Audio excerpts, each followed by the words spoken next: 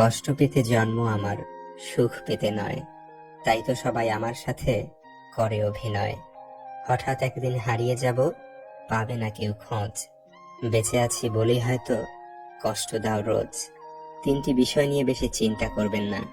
অভাব নিয়ে চিন্তা করবেন না, তাহলে আপনার দুশ্চিন্তা ও দুর্দশা বেড়ে যাবে। অন্তরে লোভ তৈরি হবে। আপনার উপর জুলুম হয়েছে, সেটা নিয়ে বেশি ভাববেন না, তাহলে আপনার অন্তর কঠোর হয়ে যাবে। হিংসা বিদ্বেষ বেড়ে যাবে, ক্রোধ দীর্ঘস্থায়ী হবে। দুনিয়ায় দীর্ঘদিন বেঁচে থাকার আশা করবেন না, তাহলে জীবন নষ্ট হয়ে যাবে। আজ নয় কাল নেক আমল করব, এই চিন্তায় থাকতে থাকতে মৃত্যুর ফেরেশতা এসে যাবে। একটুখানি হারিয়ে একটুখানি পাওয়া, তাল মিলিয়ে চলতে থাকে খুশির আসা যাওয়া। কিছু স্মৃতি ভুলে আবার নতুন স্মৃতি রোপণ, তাল মিলিয়ে চলতে হবে এরই নাম জীবন। সূর্য ডোবার সময় কিছুক্ষণের জন্য আকাশে ভোরের মতো রং দেখা যায়, যাতে মানুষ আশা করে কাল আবার সকাল হবে। অন্ধকার দূর করার জন্য যেমন আলো দরকার, তেমনি ভালো মানুষ হওয়ার জন্য ভালো মানুষের সংস্পর্শে আসা দরকার।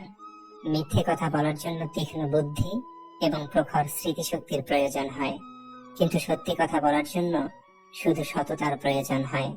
যখনই কারো সাহায্য প্রয়োজন হবে, সরাসরি তাকে বলুন, আমি আপনার সাহায্য চাই। এতে অনেক দ্রুত কাজ হয়। মেয়েদের সম্মান কি জিনিস ছেলেরা তখনই বুঝতে পারে যখন সে কোনো মেয়ের বাবা হয়। মন, মাথার মেজাজ সবসময় ঠান্ডা রাখবেন। মনে রাখবেন, লোহা কিন্তু ঠান্ডা অবস্থাতেই মজবুত থাকে। গরম থাকাকালীন তাকে যে কেউ যে কোনো আকার দিতে পারে। মানুষকে আপন করে রাখা মনে হয় পৃথিবীর সবচেয়ে বেশি কঠিন কাজ।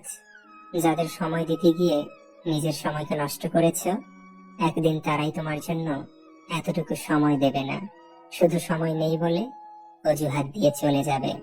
সম্পর্কগুলো তো তখনই চিরস্থায়ী হবে যখন ভালোবেসে দুজন দুজনকে হারানোর ভয় পাবে। কিছু মানুষ চলে যাচ্ছে, এটি আপনার গল্পের শেষ নয়, এটি আপনার গল্পে তাদের অংশের সমাপ্তি।